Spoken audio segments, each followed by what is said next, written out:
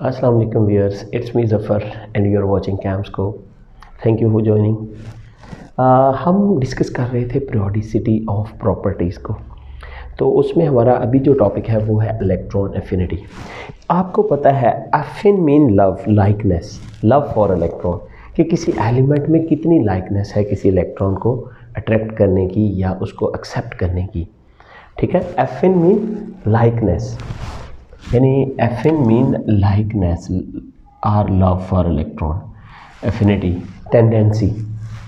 तो हम कहते हैं technically amount of energy released when an electron adds up in the valence shell of an isolated atom to form a uninegative ion.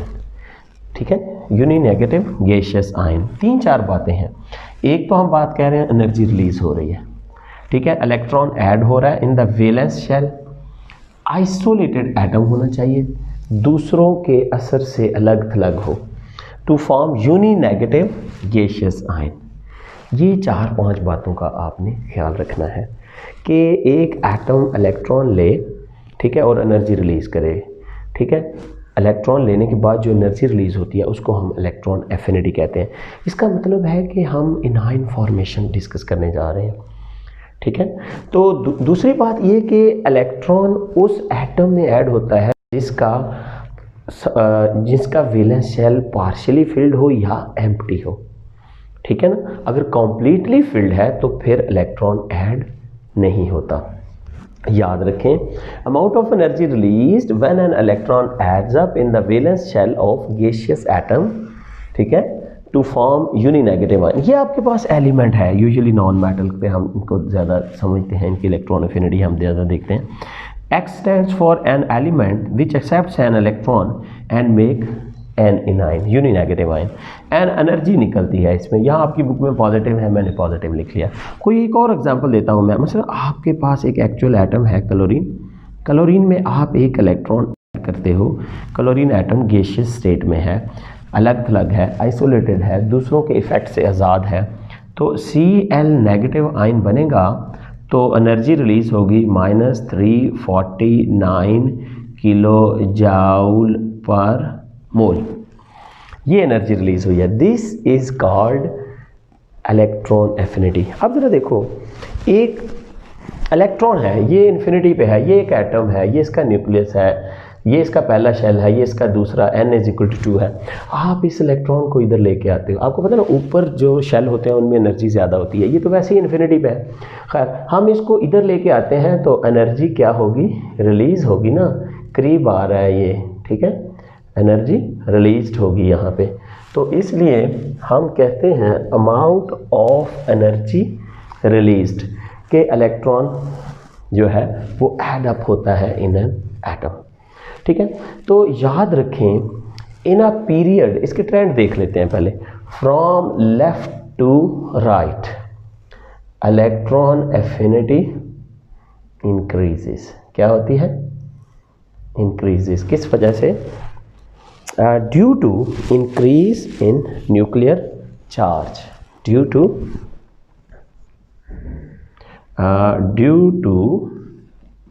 Increase in nuclear charge. जब nuclear charge ज़्यादा होगा, that यानी nuclear charge that binds extra electron, जो आपने add किया है, that binds extra electron more tightly, electron more tightly. ठीक है, तो as a result energy release होती है। ठीक है, इन a group from top to bottom, उधर हम एग्जांपल बाद में डिस्कस करेंगे। In a group from top to bottom electron affinity decreases. क्यों भी decreases, as shielding effect increases, as shielding effect increases and added electron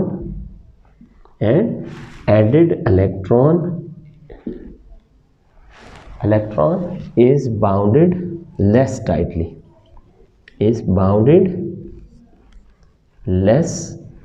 tightly, ठीक है जी। Top to bottom आपकी इलेक्ट्रॉन एफिनिटी कम हो रही है क्योंकि न्यूक्लियर शील्डिंग इफेक्ट बढ़ रहा है, ठीक है, और एडेड इलेक्ट्रॉन को वो लेस टाइटली अब एटम जो है वो बाइंड करता है। अच्छा, हमने कहा कोई वैकेंसी होनी चाहिए किसी एलिमेंट के अंदर। अच्छा, हुआ ये, इसका मतलब ये है कि लेफ़्ट टू राइट जो है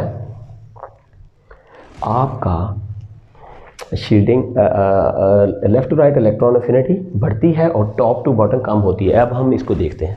ये फर्स्ट एक ग्रुप है जिसको हम एल्कली मेटल्स कहते हैं, ठीक है। आप देखो लिथियम, सोडियम, पोटेशियम, रुबिडियम, नीचे की तरफ शील्डिंग इफेक्ट बढ़ रहा है, ठीक है, जिसकी वजह से आने वाले इलेक्ट्रॉन को लेस टाइटली बाउंड किया जा रहा है और लेस एनर्जी रिलीज की जा रही है। जबकि हमने कहा left to right in a period, अब हम 7वें ग्रुप में चले गए हैं जिसका नाम है हैलोजेंस। आप देखो fluorine, chlorine, down the group आपकी इलेक्ट्रॉन एफिनिटी बढ़ रही है। यहाँ पे थोड़ा सा एक एनामलस या इरेगुलर बिहेवियर है, ये हम नेक्स्ट क्लासेस में डिस्कस कर लेंगे, ठीक है। तो down the group electron affinity की वैल्यू कम हो रही है। अब अच्छा, ये आप याद रखिएगा, अगर मैं ज़ीरो ग्रुप की बात करूँ, यानी कि ग्रुप नंबर 8A की, तो उसमें हीलियम, नियॉन, आर्गन, ज़ीनॉन वगैरह हैं, इनकी कंप्लीट है शेल, इनकी हम इलेक्ट्रॉन एफिनिटी 0 कंसीडर करते हैं। लाइकवाइज सेकेंड ए ग्रुप जो है, इसमें भी आपको पता है 2s2 कंप्लीट है, 3s2 कंप्लीट है, यानी एस शेल कंप्लीट है। Beryllium, magnesium, calcium, strontium, barium, इनकी भी 0 कंसीडर की जाती है। ठीक हो गया। तो ये था हमारा इलेक्ट्रॉन एफिनिटी, जो कि left to right in a period बढ़ती है और टॉप टू बॉटम कम होती है, और इलेक्ट्रॉन सिर्फ उन एटम में ऐड होते हैं जिनके पास वैकेंसी होती है, या तो पार्शियली फिल्ड ऑर्बिटल हो या फिर एम्प्टी ऑर्बिटल्स हो, तो उनमें इलेक्ट्रॉन ऐड अप होते हैं। ठीक है, तो this is how you can learn electron affinity. तो ये sometimes die negative ion formation होती है, लेकिन याद रखिएगा जब दूसरा इलेक्ट्रॉन ऐड होगा तो एनर्जी रिलीज़ नहीं होगी, एनर्जी ऐड होगी। फिर ये तो इलेक्ट्रॉन एफिनिटी, अगर एक इलेक्ट्रॉन ऐड किया जाए तो ये एक्सोथेरेमिक प्रोसेस है। कौन सा प्रोसेस है? एक्सोथेरेमिक। लेकिन दूसरा इलेक्ट्रॉन अगर ऐड किया जाए तो फिर ये एंडोथेरेमिक प्रोसेस बन जाता है, यानी फिर एनर्जी इसके लिए चाहिए होती है। फैक्टर कौन कौन से हैं? अगर हम इनके फैक्टर को थोड़ा सा डिस्कस कर लें अगर, तो कि कौन कौन से फैक्टर इफ़ेक्ट कर रहे हैं इलेक्ट्रॉन एफिनिटी पे। Atomic size number 1, atomic size number 2, nuclear charge, और नंबर 3 शील्डिंग इफ़ेक्ट। ये 3 मेन फैक्टर हैं जो कि, और साइज़ ऑफ एटम या एटॉमिक साइज़ एक ही बात है। ये 3 फैक्टर हैं जो अपना मेजर रोल प्ले करते हैं in electron affinity. Thank you for watching, bye.